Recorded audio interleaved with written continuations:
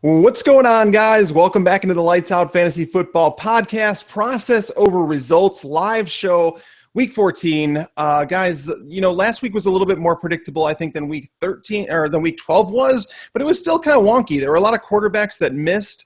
We're going to start by introducing ourselves. I should probably do that first. I am Mike Tagliere of Pro Football Focus, Lights Out Fantasy Football. Alongside of me, I have my co-host, Joe Holka from 4for4.com, also from Fantasy Labs. Joe, what's going on, man? You got a good grip on this week or what? Yeah, I'm actually a little bit ahead in the research process for this week, which doesn't happen too often. So I feel like I got a pretty good handle on the games. Looking forward to not playing any qualifiers, so I think I can speak for a lot of people when I say that. Yeah, the season's kind of closed on those, right? Yeah, I think FanDuel's got one more week, but DraftKings is done. They got their final this week in New York. Obviously not in New York, but would like to be. But maybe next year, right? Yeah, no, always next year. And we also have our weekly guest here with us, Mr. Jake Ciely, the number 2 fantasy expert at fantasypros.com. Jake, how you doing today, buddy? I'm doing good. Yeah, I'll be in New York next week, but not for that, just for the business Christmas party. The business Christmas party? Wait, what business Christmas party? Am I not invited to this? No, it's the company that I work for. You don't work for my company. Is it serious or is it Roto Experts? No, it's Anthem. That owns Roto Experts and Fantasy Sports Network and Fight Network and all that stuff. Well, you need to talk them into bringing a guest, and you could fly me out to New York. That'd be nice, Jake. Oh, yeah. I'll work on that. I'll see how that goes. All right, guys. Before we get into the show, I will remind you guys, our sponsor for the show is Roto Tracker. Guys, I actually heard some feedback from our sponsor this past weekend. They told me that the response has been great. A few people have upgraded to premium memberships, which is really good. And if you guys, this is your first time here, we have rototracker.com/POR. I have the link in the YouTube description. If you wanted to check that out, you can do that there. Or if you're listening to the podcast, I'll put it in that description as well so that you guys can find the link to their site. Because what it does, by going to that link, if you ever decide to upgrade to a premium membership, that's going to give you an automatic 10% off. It is free to create a totally new account with them. And what it does is basically you're able to track up to 250 DFS games by one click. All you do is you go into your DraftKings or FanDuel lineups, and there's a download button. It downloads it into a file. You import it into the website, and it's fantastic. Joe, I know you've been using it for a long time. How is everything shaping up for you this year? Because I know what it does, it helps you separate how you're doing in cash, how you're doing in tournaments. Like, how are you finding it so useful this year as a DFS player? Yeah, it's just so quick. It's something I used to kind of try and do by hand, sorting through kind of my content or my history and whatnot every week. But now, like you said, it's just one click on that Chrome extension and your entire week's history is loaded. And then it goes into kind of, you can sort by week, you can sort by FanDuel or DraftKings, you can even sort by if you're playing GPPs or your head-to-heads and see what your win rate is like. And even over the long term, like this week, one thing I did was I kind of went back kind of to see where I have been most successful this year at least, because kind of it is a small sample size in NFL, but I still think there's a lot of value in going back to see where you had your bad weeks and where you had your best weeks. Yeah, especially if you're playing big volume. So if you're playing like a lot of matchups every single week, it's really worth it, because what I used to do, I used to go through and actually import all my stuff into like a spreadsheet, and I'd keep track of it myself. That was fine when I was doing like minimal games and stuff like that. But when you start to play more and more DFS games, like if you're listening to this show, you're obviously a big DFS player. So make sure to head over to rototracker.com/POR. And again, thanks to our special membership with them, if you ever decide to upgrade to premium, which will allow you to upgrade, like basically import as many games as you want, you get an automatic 10% off. But guys, this week we are, I don't know, it's a weird week at quarterback. Like I'm curious to you guys, before Joe, we get into the game selection, I just wanted to ask you guys before I forget about it. Like, Jake, what do you think? What do you think is a typical roster construction this week? Do you think it's going to be someone paying up for quarterback because there's not so many sure things there? Do you think it's a weekend where people are finally going to pay up for David Johnson? Like, how do you see roster construction going this week? I think that it's recency bias. I could see a little bit of being paid up for a quarterback because of what happened last week. Heck, the Colin Kaepernick owners are probably going to be paying up more than anybody else after what happened last week. You know what? Funny thing is, a couple lineups, I have Colin Kaepernick again just because I will enjoy that very low ownership percentage. But I think that's going to be the trend, is not only because of that, but as you mentioned, there's a lot of tough matchups. There's a lot of weather concerns. There's a lot of situations where you might just want to avoid the team altogether. So I think that you'll see that more than normal. But again, for what the position is normally, for how flat it is, I don't think it'll be anything that it's going to be like, I don't think it's going to be industry changing this week. Gotcha. And Joe, what's your take on everything? Yeah, roster construction this week is kind of hindered a bit just because the prices are so tight in general on DraftKings. This is probably one of the tightest weeks so far.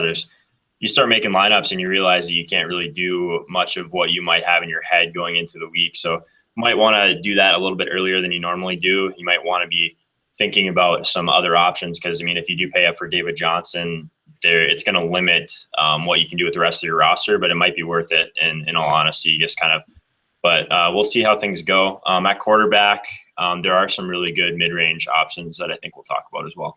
Yeah, most definitely we will. And that's the thing. Like I was going through, so I do an article for PFF every week and I try and get my locks of the week. And I feel really good about running back, wide receiver, even tight end to a certain extent. But quarterback is one where I'm a little miffed. And I'm going to talk about that in just a second. But first, before we do that, every show, guys, what we do is we always have Joe run through his game selection. So if you're looking for tournaments at whatever dollar amount, if you're looking to play for $1, $5, or if you're going to go with the high stakes ones, Joe will give you a few tournaments to play in that'll maximize your results. And then we're going to go over to Jake. He gives us his ace of the week. And that's basically a player that you're going to want to lock into, 90% of your lineups just to have as much exposure as possible because Jake believes they're going to go off. And when Jake says that, as I mentioned, he's number 2. I think there's 150 analysts at Fantasy Pros now. So to be a number 2, he obviously knows what he's doing. So, Joe, let's start with you. Game selection. What are people looking at, if they're playing some cheaper games? Yeah, we'll keep it relatively quick this week. Not a whole lot has changed. We have seen a decrease in a lot of the prize pools this time of year. That's pretty normal. But in all honesty, some of the lower stakes games, the multi-entry contests are kind of garbage as far as like just their structure and their overall upside. I mean, we talk about the $3 play action every week, but the field is 450,000 people. So that's pretty egregious. It's not something I'm actively pursuing. Honestly, you can fire at the $2 safety, which is pretty decent structure. It's a much smaller field, but the upside is like super limited. So honestly, I am moving up a bit. We have talked a lot about playing the $9 slant. I still think that's a really good option. But one thing that I do like kind of in that that range, the $5 flea flicker, it's paying out 27% of the field. But if you want to avoid high rakes in general, which I do like to do, I like going up in stakes a bit and not facing those fields that are over 10,000, over 100,000. I just think that your overall ROI will increase with that.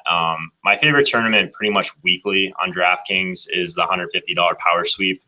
It's a field size of around just 1,100 and it pays out over 26% of the field. And it's just a 3-max tournament, but for a 3-max tournament, there's still a lot of really good upside here because the first place prize is up to 100K up top. So. Yeah, and that's the thing is like I know a lot of people, like including myself, a couple of years ago, I would fully dismiss talking about what contests to play in and stuff like that because you kind of just be like, oh, I'm playing the Millionaire Maker and I'll play some 50-50s. But it really gets important if you guys are starting to play more and more DFS. It's important to know game selection. Whereas the Millionaire Maker is not one of the better tournaments to play. It's only essentially if you're trying to win $1 million. That's basically what it comes down to. Jake, let's talk with you about the lock of the week.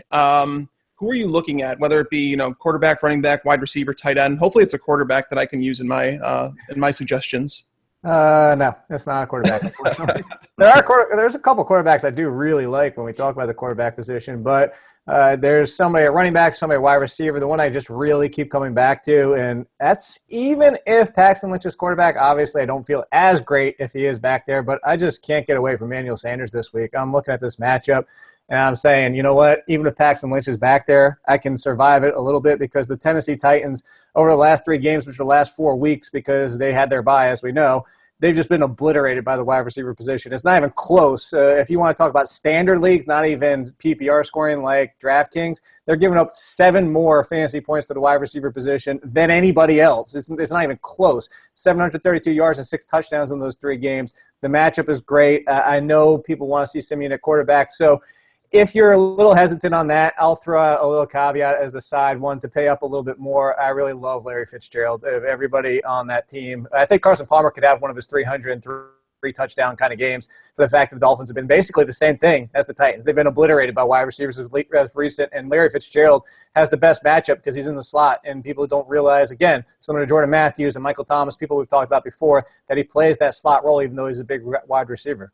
Yeah, no, it's true actually, and it's funny. I was looking at that matchup earlier this week, and it's like Larry Fitzgerald. I know last week he got his targets back because it was at week 12 where the targets were really down, and it kind of stunk because that was like the one week that I suggested to play him in cash, and he let down. I think it was against the Falcons that week where it seemed like it was a nut spot. It didn't work out. But this week against Bobby McCain, the slot cornerback of the Dolphins, he's allowing a touchdown every 11 targets in coverage. So Fitzgerald could find the end zone this week. I like that call. I'm interested in the Emmanuel Sanders one because I actually had Demaryius Thomas down on my sheet as someone that I'd be interested in.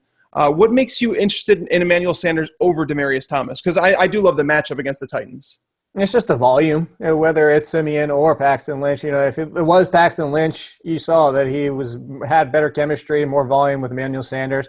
And out of all the matchups, all of them are pretty tasty, and none of them are that great, and some of them can be difficult at times. But of everybody, Sanders has technically the best matchup, but I'm just looking to exploit this as pure volume situations. Demaryius Thomas can get his. Any given game, he can have his 120 yards and a touchdown. I just think that if you're looking for price-wise a little bit cheaper and for what he can do with this matchup, I just keep coming back to Emmanuel Sanders over and over again. No, I totally understand it. And I would you suggest him more as like a cash game player or a tournament? I think he's good on both, honestly. Yeah, I'm not that. Here's the thing is there's a lot of people in that $6,000 range at wide receiver this week that whereas you would say, oh, he might be the nuts. I think a lot of people are going to stay away because of the concern of Paxton Lynch. I think you'll have more people jump on board if Simeon is at quarterback, but also because there's so many options in the $6,000 range that I don't see them having some extreme high ownership percentage. Well, look at Matt Barkley. Look what Matt Barkley did to that defense. Like, if you guys watched that game, like I watched that entire game because I'm a Bears guy, and the Titans' defense was awful. Like, they only allowed 7 points in the first half, and I tweeted out something at halftime saying basically, like, the scoreboard doesn't tell you how bad the Titans' defense has been because they were legit awful. So I definitely like it. If Simeon was healthy, I would actually say that he can be considered for, like, cash games as, like, almost like a minimum quarterback. But let's start with the quarterback position, actually. Joe, let's start with you. As we usually do, we usually try and give you guys a couple more expensive options. So if you're looking to pay up, we'll give you one of those. And then if you're looking to spend down, try and get some value, we'll talk about a few of those. So, Joe, why don't you give us your high-priced one? If you're paying up at quarterback, who do you want to take?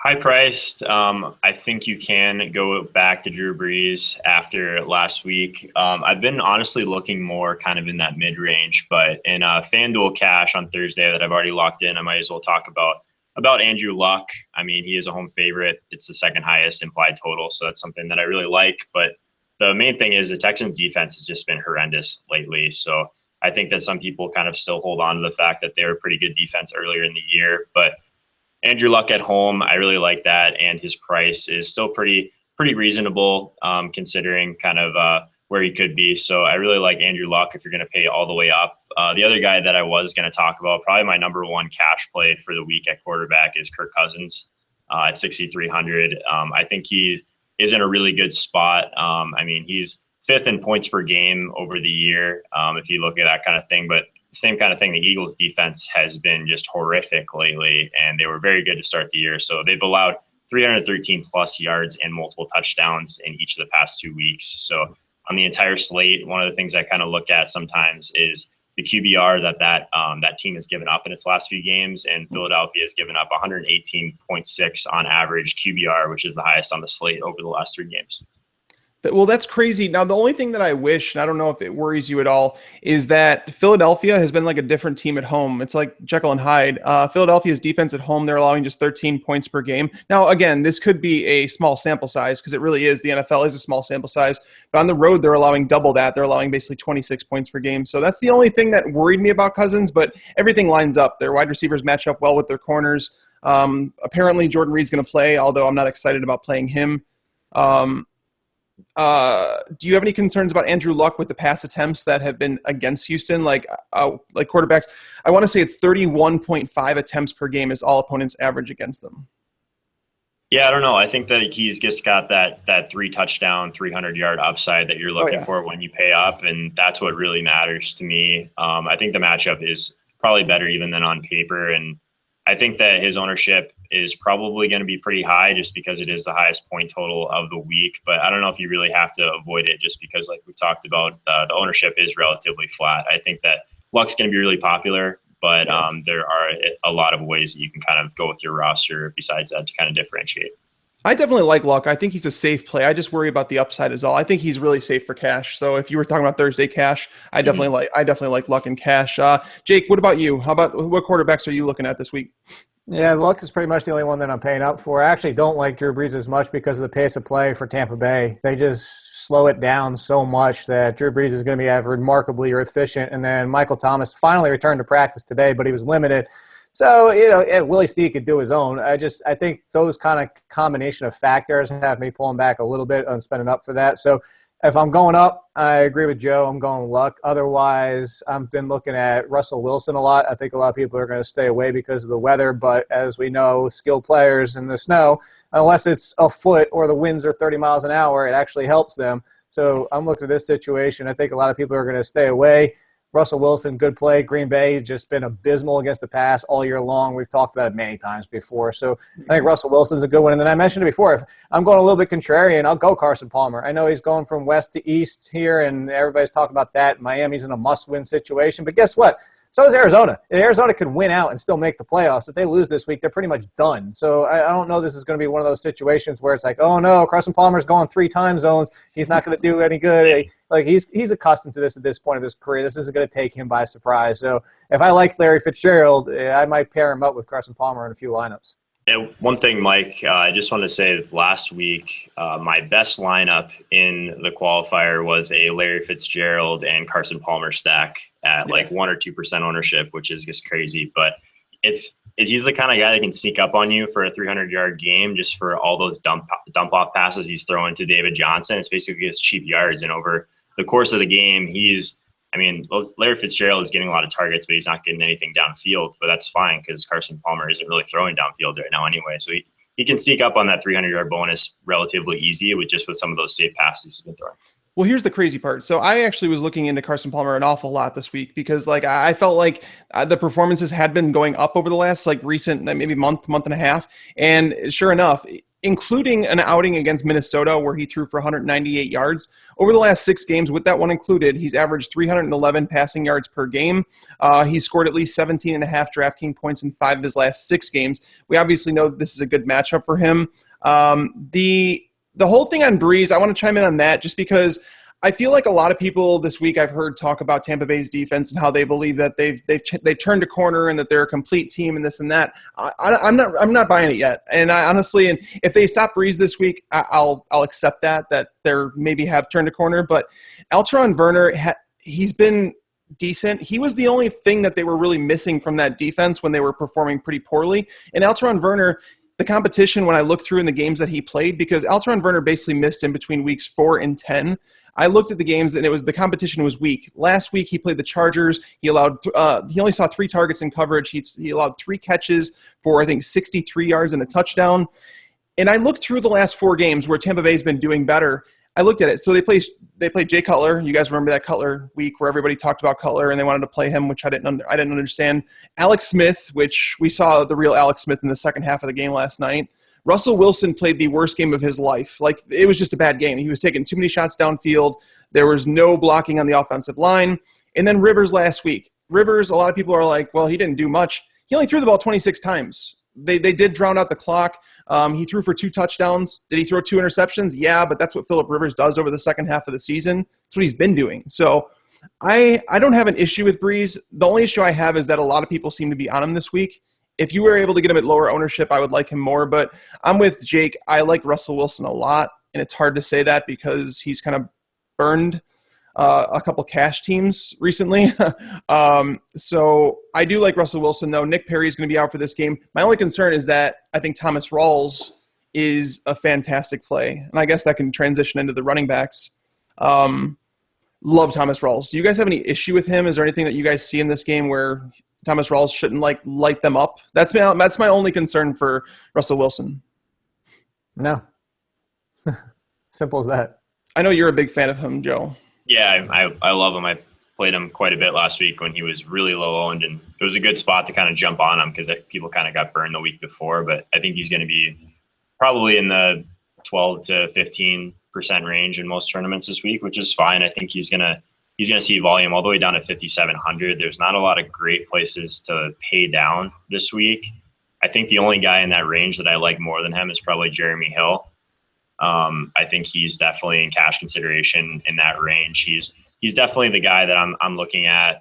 He's kind of struggled as far as like a yards per carry type deal, but we don't really care about that. We just care about his 22 touches per game without Giovanni Bernard this year. So, I mean, I think that kind of workload, and I mean, he's facing the Browns. They're obviously one of the worst defenses against the run, and there isn't a whole lot of competition there for Hill. So I think that kind of volume at 5,800 is definitely something we can look at for cash.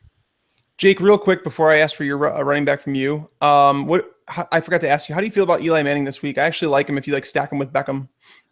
My only concern about Eli Manning is he's going reverse the beginning of the season, where at the beginning of the season it was positive touchdown regression was coming because the yards were there and the touchdowns weren't. He had 702 games with one touchdown. Now he's going the opposite direction. He's getting 220, 230, 240, and 2 or 3 touchdowns with regularity. So that really can't continue either. I know that they're a pass-heavy offense, obviously with that backfield of Rashad Jennings, and I just have a concern that this game is, I don't know. I don't feel good about it from a Giants perspective because the loss of JPP, I think that the Cowboys, and I know it has nothing to do with the offense. I just think the Cowboys are going to be able to control the ball like they like to and do more. And the fact that Ezekiel Elliott in their first game around was the lowest point total and actually yardage that he had all season, I think they look to get him more involved, especially because it was his first game of the year. Yeah. So it's more so the fact that it's the efficiency, and I don't know if the efficiency is going to be there this game. So I like him. I don't love him. Yeah, I would assume the play total. I think Dallas, the 6th fewest in the NFL. Their opponents averaged just 61.8 points plays per game. So that's definitely a concern. But I felt like him and I feel like Beckham's a great play. I guess maybe I would just look towards Odell Beckham instead of maybe Eli. I just thought he was so cheap. I'd want to ask you about him. I'm going to kind of disagree with you. I really like Eli this week at 5,500 in a week where pricing is so tight. I think that there's one thing that I picked up on, shout out to Jonathan Bales and his book, but home underdog quarterbacks with tight spreads have typically given a lot of value as from an ownership perspective. So if you can get Odell Beckham at 2 to 4% when everyone loves, if you can get Eli Manning at that percent when everyone loves Odell Beckham this week, I think you can gain a lot of leverage on those people that are just playing Beckham. And he's getting a lot of his yardage kind of off just those quick slants to Odell Beckham anyway. So I don't know if pace is that big of a concern. I mean, the Cowboys have given up the 4th highest QBR in the last 3 games of any team on the slate. So yeah, it's without Morris Claiborne. Claiborne is like huge. So, I mean, I think the pace, if anything, yeah, it's a concern, but I think that the lower ownership kind of makes that less of a concern for me. Nice. So, yeah, that's what I'm saying. Like, I think it's interesting. And I think it's completely entirely possible, Jake, that Dallas puts up points on the Giants like extremely fast too. I think it's possible that without JPP, they may have lost their will. Des Bryant has dominated the 2 cornerbacks there. So it's a question. Dak has obviously grown since the week 1 matchup, but Jake, give me a couple running backs that you like. Yeah, I'm with Joe on Jeremy Hill. I'm going the opposite direction on him. Is normally it's, throw him into a GPP because you're kind of hoping he blows up, and he's kind of like Colin Kaepernick. You don't really ever feel great about playing him in cash. I'm going the opposite direction this week because, you go back to that first matchup and people are like, well, take out the 74-yard run, and which I hate that argument. But part 2 is go ahead and take it out because he had 8 carries for 94 yards, even if you do take it out.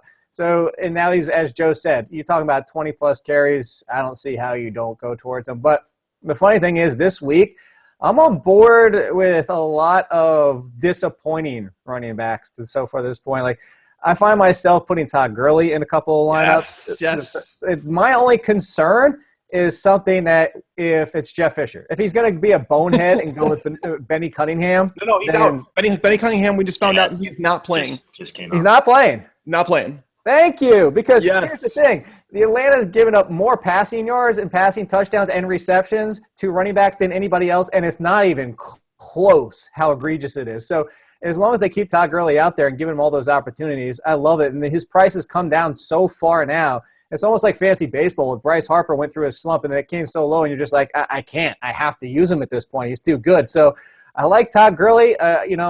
Jeremy Hill, as I mentioned, but the other two that I had down here, more tournament-wise, Lamar Miller. I think that I don't expect a high ownership percentage, especially at $7,600 on FanDuel. I know his price is really high on DraftKings as well. I think look at this 51 on DraftKings, so he's not bad at all. Oh, he's not. I didn't realize he was that low on DraftKings. Wow, yeah, he's cheap, man. Looking at him, the biggest thing is, what has he had? One great game this year. Guess who it was against? Yes. So it's the matchup, too. Look, Lamar Miller could get 50% of the share and be out for half the game, as we've seen so far. Maybe he comes out and Alfred Blue goes off, which is always possible, but that's why he's a GPP. And then the last one would be Jonathan Stewart, because Jonathan Stewart's either 2 touchdowns or you don't want him. But here's the good thing. Who gives up more rushing touchdowns than almost anybody else in the league? San Diego. It's this matchup. Yep, it's this matchup.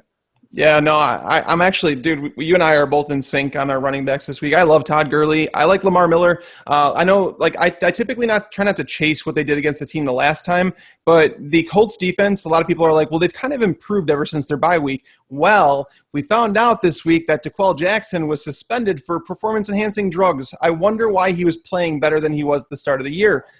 He's obviously one of their biggest linebackers there, so that's definitely going to hurt their run defense. That's the thing, is they want to keep the ball out of Andrew Luck's hands. I think Lamar Miller's a fine play. I liked Gurley. I liked Rawls. Okay, so here's the real question. This is the question that everybody wants to know. Are we paying up for David Johnson this week? Joe, what's your take on it, man? 9,800, that's a lot. And it's hard to construct a lineup, especially one I understand, if you're doing tournaments, you can obviously do whatever the hell you want. You have to take some chances anyways. But, if you're running a cash game lineup, how do you fit David Johnson in? Yeah, I think you jam in there. Look at it from this perspective. So David Johnson, 9,800. You feel great about his probably 20-point floor because he's getting targets like an elite wide receiver and he's adding in all these carries? Or would you rather grab a guy like Mike Evans at 8,900?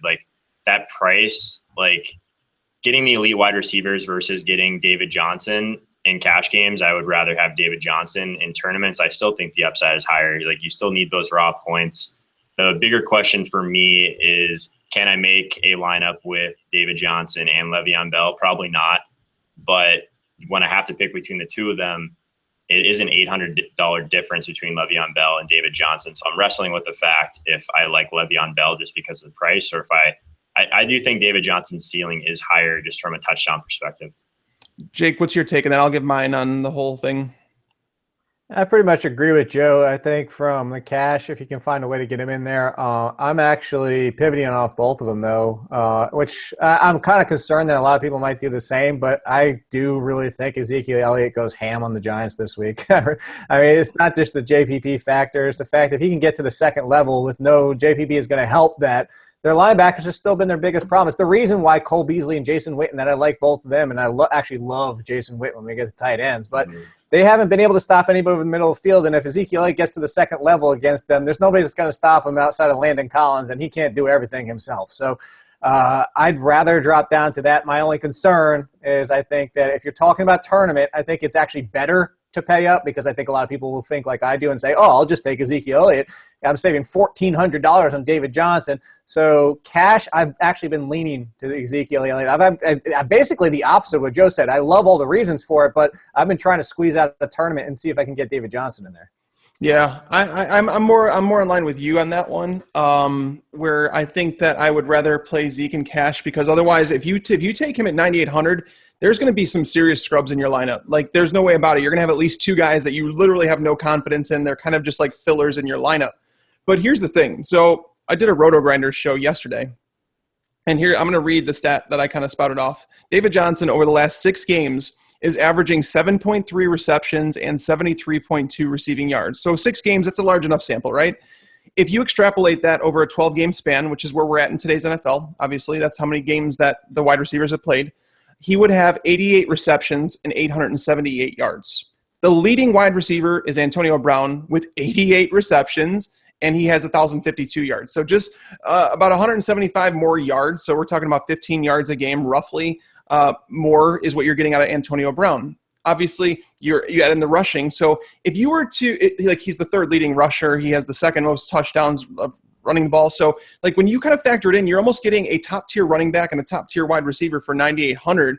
So that's the reason that I love I want to try and find a way to play him. In cash, it's just so hard because it just straps you down. Like you're going to be playing guys like I don't know, Jerick McKinnon, JJ Nelson or something like that. And that just seems like it's more of like a tournament play than anything.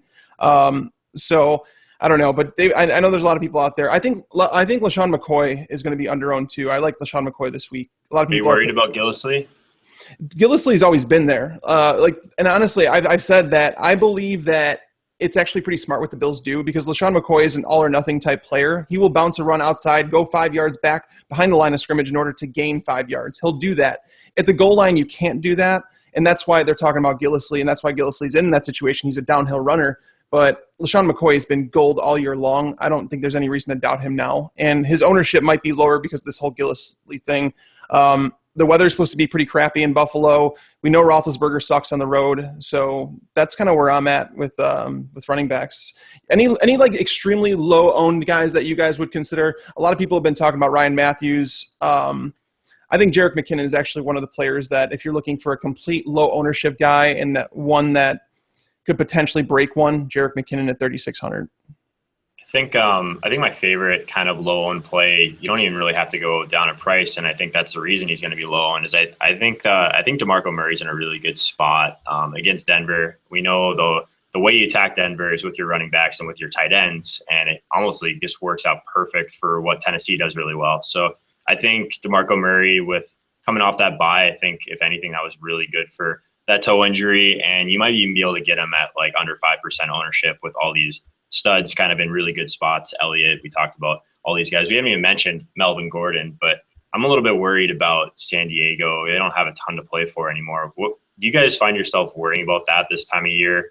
Players like that don't have a lot to play for, or are you just not really worried about that kind of thing? It's something that I take into consideration for sure these last couple of weeks. I think that Antonio Gates they're gonna push to get Antonio Gates touchdowns, and that's why he's one of my favorite plays this week. We're running out of time with Antonio Gates. He needs 3 touchdowns to break that record. So if they get on the goal line, instead of handing it to Melvin Gordon, they may just try and get it out to Antonio Gates for a play action or something like that. I don't think the matchup is great though, because Luke Kuechly is apparently coming back, and Carolina's been a really, really good run defense. Charles Johnson's out for this game. It's going to hurt their pass defense, like their pass rush. So I'd prefer Phillip Rivers over Melvin Gordon. Jake? Agreed. Oh, I'm with you. You guys 100% right. Also, I was testing a lineup to get David Johnson and Ezekiel Elliott in for a tournament, and I was just seeing how it turned out. Don't do that. That'll end badly.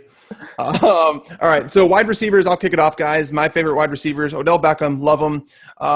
Morris Claiborne did so much for that Cowboys defense. So when you look at the Cowboys defense, their cumulative numbers, they're good. But if you look at it since Claiborne's been gone, it's not good. And they haven't really faced somebody like Odell Beckham since losing him. So I think Odell Beckham at 8,000, that's kind of like a steal. Like I think he's very underpriced.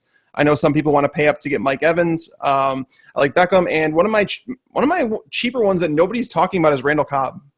Randall Cobb against Seattle. I like the matchup there. I just think that Richard Sherman he's going to follow Jordy around. Devontae Adams, Deshaun Sheed, he's usually the one on the outside majority of the time. Jeremy Link is beatable. I think this could be a battle of the slot wide receivers in that game between Doug Baldwin and Randall Cobb. At 5,000, I think that's pretty cheap. Jake, who do you have at wide receiver? Yeah, I love Odell Beckham this week. He's a big fan of mine. He's a big fan of mine.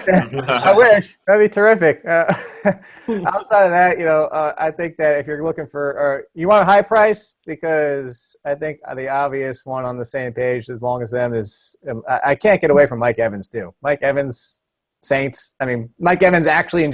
How many times have I mentioned Mike Evans now? I think he's probably one of the guys that I try to find a way into my lineup every single week. But if you're talking about more value guys, I think that another one to go back to before, if you were going for people who have disappointed, I've been messing around for $5,800. DeAndre Hopkins can find the end zone on his own. I don't need to see red zone targets for him, as we saw last week. He can do it. And again, to go back to this matchup, Vontae Davis, even if he's on him for most of the game, or he's not, he's actually been somebody you want to target this year. He's not the Vontae Davis of last season where it's like, oh, no, stay away. This is something to look at. So for $5,800, I don't think anybody's going to be on DeAndre Hopkins. I actually don't have a problem with him in a lot of my lineups.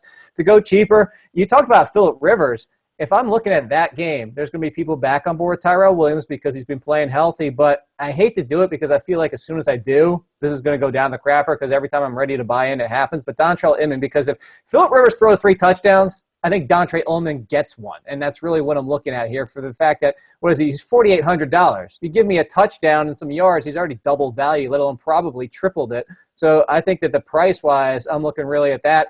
And then one more, I think I like Jordan Matthews for his situation. I know that he's been limited in practice all week, but for the matchup, for what they're using him, for the price that we're going for here, before Joe talked about Kirk Cousins, if you're talking about a matchup where you're going to have to pass the ball to keep up, because Kirk Cousins has been really good at passing the ball himself and making the other team play catch-up, I think that he is needed on this team. Heck, Darrell Green Beckham stinks, plus he was limited. Is he playing this week? I think he is. I think he missed practice early in the week, or he was limited for sure. And Nelson Aguilar stinks, peaked in college. I just think that Jordan Matthews is a lock for – before he got hurt, he was seeing 10, 11, 12 targets. No Ertz love? No, I can't – I can't do it. I can't do it anymore. Some people are going to go there, but I don't think why, though? Here's why it makes a little bit of sense. Is because over the last couple of weeks, and actually for most of the season, the Redskins give up a ton of targets and opportunities to tight ends. Right. And – it's weeks 14, 15, 16, 17 every single year where Zach Ertz shows up and gets people excited about the next season and then disappears like he always does. So this kind of feels like this is the Ertz week, and everybody's like, oh, no, Ertz. Guess what? Last week was his best game all year. I can't get on board with Zach Ertz. I hate Zach Ertz. He threw 60 times, too, that game. So, I mean, that's like going to increase volume, obviously. Joe, what about you? Who's some wide receivers that you like? You guys kind of leave me with the scraps. I'm Golden Tate out there for you. I do like Golden Tate a lot. I played him in FanDuel Cash. I think especially if Marvin Jones is limited, doesn't play, and then now there's talk that even Theo Riddick is questionable to play in the game. And I think if Riddick's out, Tate becomes one of the top plays even in that price range. Paying all the way up. I'm paying up for Odell this week. Really like Emmanuel Sanders for a lot of the reasons you mentioned. Hoping Michael Thomas plays. I really want to play Michael Thomas. Really? You wouldn't go with Willie Snead even if Michael Thomas plays? Snead's probably my least favorite of the 3 this week. But I don't know. I haven't been able to really get that one right all year. So you should probably do the opposite, just like last week when I said I wasn't going to play a lot of Spencer Ware, so you should probably play Spencer Ware. With what Mike talked about before with the Vernon Hargrave situation, I think that's kind of – am I wrong, Mike? I know you're the Willie Snead guy. Well, I wouldn't say that. I was last week. I was wrong on that. That totally burned me. See, and that's why nobody's going to use him this week. I know. No, it's funny because I took over the PFF account earlier today, and I took a lot of questions about Willie Snead. And I said if Michael Thomas misses the game, he's a must play. But even if Thomas does play, he could be out there as a potential decoy. We know that Kobe Fleener sucks on the road. We know that Brandon Cooks doesn't play well, not on turf. Hold on. So you didn't need to say on the road for Kobe Fleener. You could have just left it at Kobe Fleener sucks. If we're talking about on the road, Michael Thomas has been their best wide receiver all year on the road. True. I liked Michael Thomas before he started missing practice after practice, and I just hate playing injured wide receivers. Hey, Joe, no love for T.Y. Hilton? I love T.Y. He's on my list. Yeah, I mean, he's playing against Houston. Houston's allowed 8 catches and a touchdown to a wide receiver in 3 of their last 4 games. Jonathan Joseph. There you go. Jonathan Joseph is out too? Yep. God, dude, now I got to upgrade Dante Moncrief. I was so fading Dante Moncrief. I'm almost positive. I thought they announced it earlier this week. Wow, that's crazy. I didn't know that, but I do know that T.Y. Hilton plays the slot, and Kareem Jackson has been awful in the slot. So I wonder if this moves Kareem Jackson outside and they bring in a backup corner. I don't think so though. AJ Boye has been their best cornerback there. He'll still match up with Moncrief, I would think, the majority of the time, but they haven't really shadowed this year, so. That's interesting, man, if Jonathan Joseph's out. There's one thing I read even right before we came on. It was either Chris or TJ over at 4for4, and they said that in 4 games as a home favorite this season, Hilton is averaging 130.3 receiving yards and almost a touchdown per game. So Jonathan Joseph is a remote possibility. He hasn't practiced all week. So he's not healthy regardless. What about some punt guys? We mentioned Inman. I like that call. I like Ginn. I like Ginn a lot. Yeah. At what point do we have to finally suck it up and say, yeah, Ted Ginn is a thing? I liked him last week. I thought he was a good punt play last week. I think I talked about it on the show. 3 straight games with 40-plus yard reception. The same thing he did last year. It's just Casey Hayward's going to be matched up with Kelvin Benjamin. Mm-hmm. What do you guys think about the whole Robbie Anderson hype at Stone Minimum? No. Man, you might be able to play him. This guy has No. been Thumbs up. getting targets. He's 3K. Hey, look, I have it ready for you, Mike. So it's funny. I don't even have this written down. I just remember because I talked about it earlier this week because I looked it up. So when Bryce Petty came into the game, 25 attempts. Can you guess? I'll give you the opportunity. Guess how many went to Robbie Anderson, how many went to Anunwan, how many went to Brandon Marshall? What was it, 11 that went to Robbie Anderson? Yes. He dropped 2 of them. I know that. He was intercepted on another one of them. Guess the other 2. Oh, God. Was it 1 and 1 to Marshall and Anunwa? 5 to Marshall, 0 to Anunwa. Yeah, dude. Like, I was on a plane when that game was taking place. I was flying back to Arizona. It's horrible to think about playing the third wide receiver for the Jets, but it really is. On a team that's completely given up, like, these are the kind of guys like that and this is who he's are going to practicing play with. well. And yeah, Petty's got the report with them from practice. I think that kind of stuff really matters. I mean, they're playing 49ers. I'm seriously thinking about it. If it means getting David Johnson into my lineup, like, I'm seriously thinking about it. Wait a minute. There you go. He's not going to be in 25% of my lineups, but he's going to be sprinkled in somewhere. Oh, yeah. How did we not talk about Matt Forte? I have him on my list, and I just didn't talk about him. I know as San Francisco, my problem with Matt Forte is it's so game flow dependent. Here's the question with Bryce Petty, quarterback. Can you guarantee me that the Jets are winning this game? No, I think that they do. I think that they have a chance to win this game. I think it's better than people think. Because they need to be winning or basically in contention / winning the entire game for Matt Forte to have one of his big games. If they're not, 20 touches. He does you no good. So here's the thing. Ronnie Stanley, or not Ronnie Stanley, the 49ers left tackle. Joe Staley. Yeah, Joe Staley. They're saying he's not going to play, which obviously hurts. The Jets have struggled with their pass rush. That's the part where the 49ers have not been good at all. So honestly, you run like the only thing that the 49ers do well is run the ball, whether it be Kaepernick or Hyde. And if you're missing your left tackle, it's not going to help you pass the ball any better. And the Jets are pretty good against the run. So I think this game could be close, and I think Matt Forte could like flirt with 30 touches. I'm with you. It's just I think he could be 30 or 10. Yeah. And it's priced in too, like the matchup's priced in. He's all the way up at 6,800, so you're not getting much of a discount. Like when you can go up to 7K and play DeMarco Murray at probably. Well, DeMarco, I'm worried about his foot. I'm worried about DeMarco's foot for real. Like he's been bad. Make him 2% on. No, I agree, and that's why I think he's a good tournament play. But he has like outside of that one run at Green Bay, since he hurt his foot, he's averaging like 3.1 yards per carry. So you like Forte better as a tournament play than DeMarco Murray at 200 less? I don't think I do. I don't know if I do in a tournament. But we're not talking about either of these guys for cash, probably. No, but to go back to running back, to talk about it, 2 punts I like are Derrick Henry and Tevin Coleman, backup running backs. Tevin Coleman's interesting with Sanu out, with Julio potentially out. Julio better not miss this game. No, he's going. Adam, do you want him? Do you want to decoy Julio Jones where you're forced to play him? No, because if he misses the game, that means he's really hurt, and that means that he could be shut down. Oh, no, that's my concern. It's turf toe. We actually had, not to pimp the other thing, on Fantasy Radio, we had Dr. A on today. I can't pronounce his last name. We call him Dr. A, but he said that basically it's a turf toe was grade 1. He tried to practice this week and aggravated and pushed it up to a 2. That it's something that he needs to rest, but it's not something that if he can get it back down to a 1, he can play through it. So it might not kill you if he just sits out this week. Okay, no, that's good news. I like hearing that. All right, we spent a lot of time here. What about some tight ends, guys? My favorite one, I'm either paying up for Tyler Eifert or I would like to play Gates at 3,800. Jason Witten. Witten's a good play too. 31. Cameron Brate. Of course. That's interesting because Vicario's out. I love Brate. I think that I'm playing him either. I think there's been even people talking about like CJ Fedorowicz this week, but having that high point total is way more important than nearly everything else at tight end because they need to be in scoring position to get those red zone targets. And it's just him and Mike Evans. Like they're banged up literally everywhere else. So I think that if you play him at, what is he, 4,100? Yeah. I think that I like that play quite a bit. I played him in FanDuel Cash.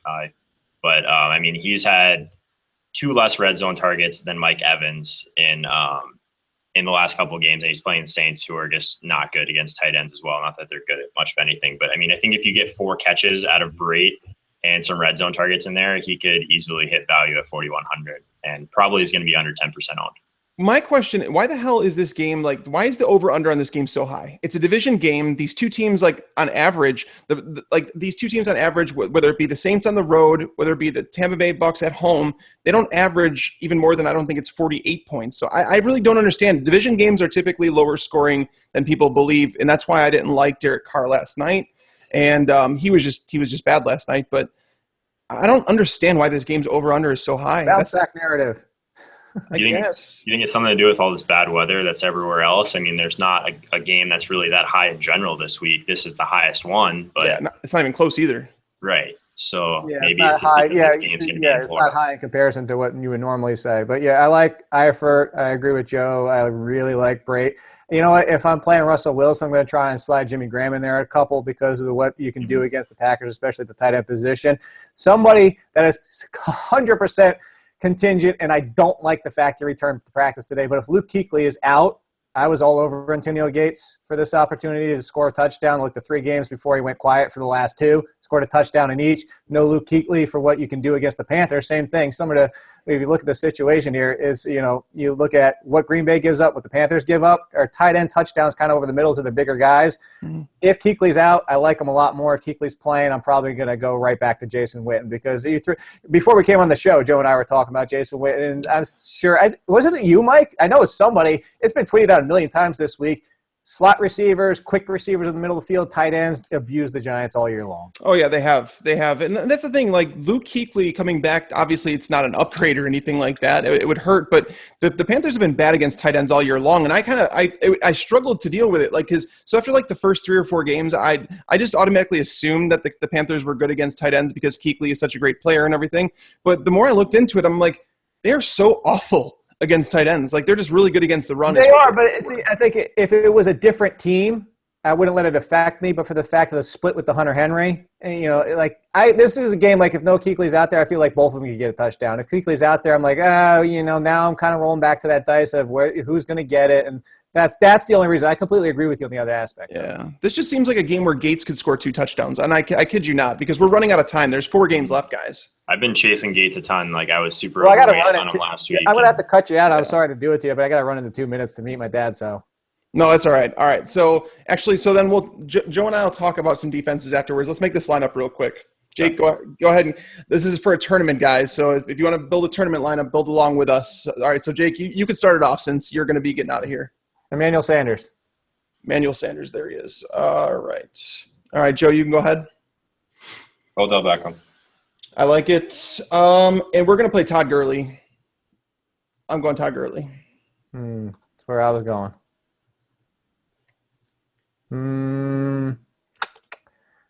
I will go.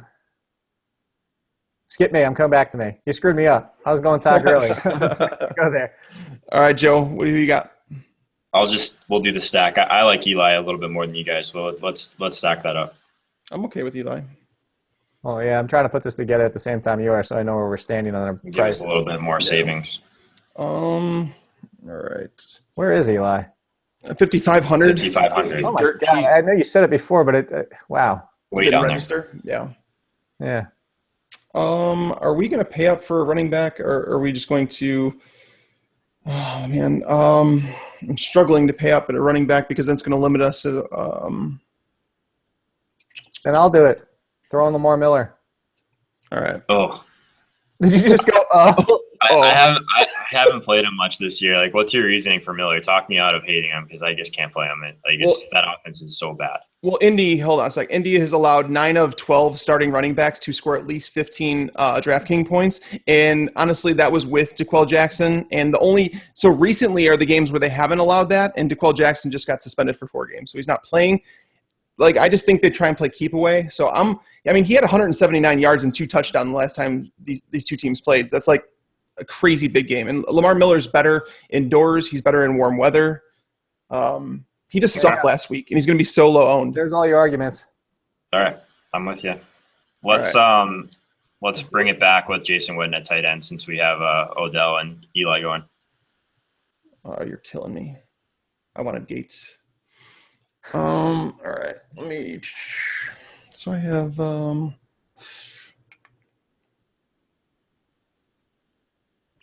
Here, let's get our defense out of the way. What defense do we want to go with? I love the Bengals, but at 3,500, that's paying up for them. For some reason, not many people are talking about them. We could do Colts. The Colts, but is that a negative correlation play with Lamar Miller though? It is, so we should not do that. But I do like the Colts this week at 2,600. How about you know what? It's a tournament. How about the Bills against Ben on the road? Don't need it. I think it could be worse, honestly. At 2,500, that gives some freedom to. What I do like about that too is the team total is high for the Steelers, like relatively high. So targeting a team with a higher team total, you're going to get them at a lower ownership. Probably get them at 0-1, honestly. Plus, that gives us a really nice price point for the last two positions. Well, we can go T.Y. Hilton here, who I'm okay with, or if you guys want to pay up for one of the stud running backs, we could do that in the flex and then pay down at wide receiver. Well, honestly, just so you know, you could do T.Y. Hilton and Fitzgerald and get all the way up to 3,000 for a defense left over. Or we go DJ and you get your boy Snead. Or you could do that. We could do that, actually. I really like that. All right. I'm good with that. Like, how much better does this sound? We can get T.Y. Hilton and this guy, but no, we can get David Johnson and then another wide receiver we like. It's not even close. Yeah. No, this is definitely odd construction here. I almost want to move David Johnson out of the flex into the running back, so I see him up there. So the lineup guys that comes in the flex anyway because he's the latest game. Gotcha. There you are. All right, so we have Eli Manning at quarterback. Our running backs are Todd Gurley, Lamar Miller, and David Johnson. And then we have Odell Beckham at wide receiver, Emmanuel Sanders, and Willie Snead. Our tight end is Jason Witten, despite my better judgment. And the Bills' defense. God, I hate you guys for not allowing me to play Antonio Gates. What can we do if we put Gates in there? You can keep arguing. Keep arguing after leave. I got to head out. All right, Jake. Thanks for joining us, dude. No, thanks. Sorry, got to go. All right, we'll talk to you soon. I lied, though. Beckham's not in our flex. We only have 3 wide receivers. That's interesting. Right. But, I like the lineup. I'm worried a little bit about Snead, but if Thomas doesn't play, I think that could end up being really nice at 5,200. I'm worried a little bit about Snead too, and we're $100 off, like getting to like Devontae Adams. Well, no, that's $100 off Jordan Matthews, who I'm not overly excited about this week. Like, our running back choices are very contrarian. Yes, I think. I'm surprised we didn't play anybody from Seattle because I think that's going to be a sneaky game. Like, I love the shootout potential between Seattle and Green Bay. Everyone's been getting burned by them every week, and at some point, like it's gonna turn, and whoever stayed on the train is gonna win all the money. Yeah, and not only that, but the Nick Perry, they're basically their best linebacker. He's out now. He's suspended. No, he didn't get suspended. He's hurt. And one of their other front seven guys, he's suspended for 4 games. He's out. Clay Matthews is dealing with an injury. Like, they're just in bad ways. Like, the Packers are such a bad defense. They're allowing the 3rd most fantasy points per pass attempt. And Russell Wilson, as we know, is like, he's one of the most efficient quarterbacks in all of football.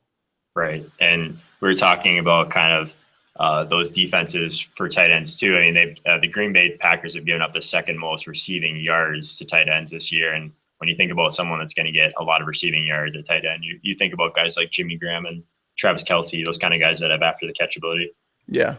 Yeah, no, that's what I'm saying. I actually like the lineup a lot. Snead was the one where I'm worried about Snead and Emmanuel Sanders. I just never feel great about playing a Broncos wide receiver in a tournament. But Jake, like I said, if Jake says that he likes him more than like anybody else on the board, then, and I know you said that you liked Emmanuel Sanders too, right? Yeah, he's going to be the chalk this week for sure. Really, I just never feel comfortable, but in tournament lineups, I have to get outside. His price is crazy, man. Like the targets in that offense, we know exactly where they're going to go. Like, they're going to go to Emmanuel Sanders and they're going to go to Demaryius Thomas. But the big thing is, like, Emmanuel Sanders has 29% of the targets this season, but he's never seen fewer than 8 targets, and he's still 5,700 against one of the worst defenses in the league against wide receivers. Like, exactly, and that's the thing. At the beginning of the year, he was seeing more targets. So my stat I had on that was after the first 5 games, Sanders out-targeted Thomas 51-33. But since that time, it was 58 targets to 49 for Sanders. So Demaryius had been out-targeting him basically over the second half of the season, which is why, I mean, I had Demaryius on my list, even though, as I mentioned, when the Broncos, I just always struggle to play Broncos, period, because I just think their upside is lackluster. Thomas can end up being a decent leverage play off of everyone playing Sanders. I mean, Sanders, let's see what Fantasy Labs has Sanders at around 13 to 16% owned. But who knows? It could end up being a little bit more by Sunday. Yeah. No, I mean, that's the thing is if more and more people are starting to move towards him. I didn't realize he was so loved this week because Demaryius, his target floor ever since week 6, he's seen less than 10 targets just once. And that was against Kansas City in week 8 where Emmanuel Sanders kind of went off. Yeah. I haven't played Thomas all year. So maybe I'm just have a little bit of bias there. So I should take another look at that. I definitely am biased, and I never have recommended Demaryius Thomas at all, but this is the first week I am just because I think Tennessee is so bad. I watched what the Bears did to them with Matt Barkley, and it was pathetic. Marquise Wilson's not an all-pro wide receiver. Matt Barkley is not a starting NFL quarterback, but somehow, some way, basically he should have thrown for over 400 yards and 5 touchdowns with all the drops that the Bears wide receivers had. So I had a good amount of Marquise Wilson last week, which hurt. I mean, he got injured right away, right? The groin thing happened pretty quickly. It did. It happened right at the start of the game. I would have told you too. I was in Chicago and the weather was awful. The snow was sticking and it was literally a mess, and it snowed the entire time. That entire day it snowed. But I don't know. I wouldn't play anybody from the Bears ever anymore. What do you think of Howard? I mean, if there's one guy in that game that you think you can play, you can play Howard. I mean, he's not cheap. He's 6,400. It's cheaper than he should be. It's cheaper than he should be. He honestly should be up in the 7,000 range. My only concern with that is game script because if it goes in a bad way, he hasn't been targeted so much in the running game as of late. So. I said he wasn't cheap, but he is a lot more expensive on FanDuel. In FanDuel, he's right up there with DeMarco Murray and Melvin Gordon, those guys. But on DraftKings, 6,400 is not that bad. Yeah, a lot of people have talked to me about Jay Ajayi, and I'm like, no, I couldn't play Jay Ajayi this week. I think even if he scores a touchdown, he won't live up to tournament type winnings or anything like that. He had four targets last week, right? Something like that. 6. He had 6 targets last week, which is ridiculous. Probably more than he's had all year. But the thing is, the Cardinals are number 1 in pass catching DVOA for running backs. So I mean, it's something people probably don't really look at, and he probably doesn't have much catch upside anyway. But that just really lowers his floor to me too. I'm not on Ajayi at all, even at his ownership. It's probably gonna be under 5%. But and real quick before we get out of here, Joe, let's touch on a couple of defenses. I know some people asked on Twitter to talk about some defenses. I think my favorite one for cash, is the Bengals. Anytime you get to play a defense against RG3, I think you do it. The Bengals, ever since their bye week, they've been playing a lot better. So honestly, that's kind of where I'm at. And I think a lot of people that don't realize, so ever since Joel Bitonio, he's the left guard for the Browns, ever since he got hurt in week 5, from week 6 forward, the Browns have allowed 5.3 sacks per game. And then they just lost Joel Greco, their right guard. He's been playing at an all-pro level as well. They lost him before their bye week. So now they're missing their 2 guards with RG3 at quarterback. Yeah, I mean, I think you can roll it back with Jeremy Hill too, and Jeremy Hill's going to be really popular. I think Cincinnati's going to be pretty chalky. One that I don't necessarily agree with, and I do want to look at a little bit closer. I like the high spread, but I think Detroit's going to be really high owned this week. But they don't really pressure the quarterback very well, so that worries me. All the way up at 3,600, that's pretty expensive.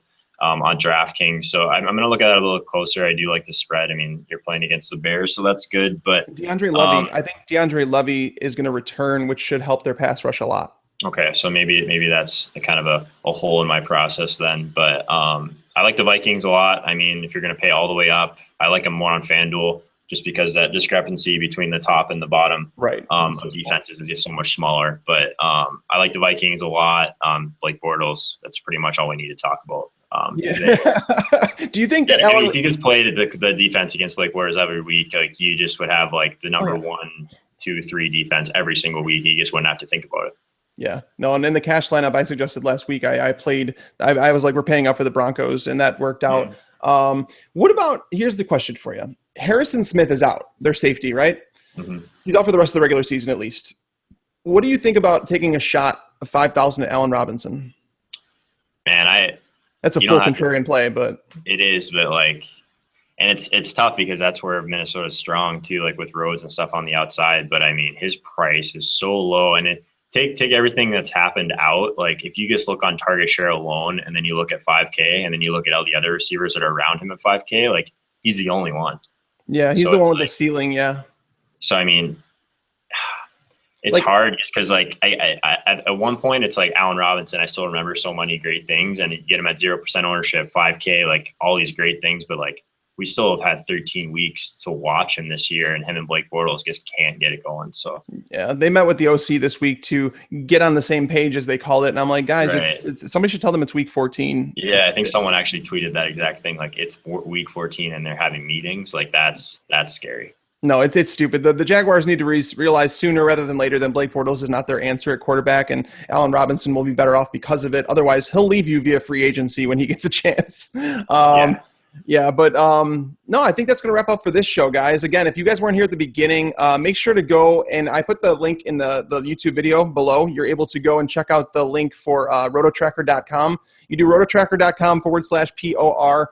You sign up. It's a free. Their accounts are absolutely free. It'll analyze 250 of your games for free for DFS players. And if you ever wanted to upgrade to premium to upload all of your games, if you're playing thousands, you're able to do that with a 10% discount by using that link that I just told you guys about. So thank you, as always, for tuning in. We appreciate it. Joe, you have any parting thoughts about the week that you wanted to get out?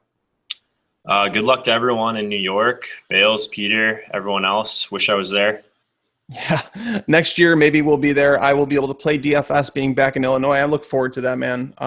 Those gatherings are always fun, getting together with some of the brightest minds in the fantasy football community and the DFS community anyways. So thank you guys again for tuning in. We will be back here next Friday. I will be doing my shows obviously in between then. Sunday morning, you guys can tune in to the Lights Out Live show where I sit down for an hour, 11 a.m. Eastern time, answer all your sit-start questions for your season-long leagues. I talk some DFS. We do a cash game lineup for DraftKings. We have a good time.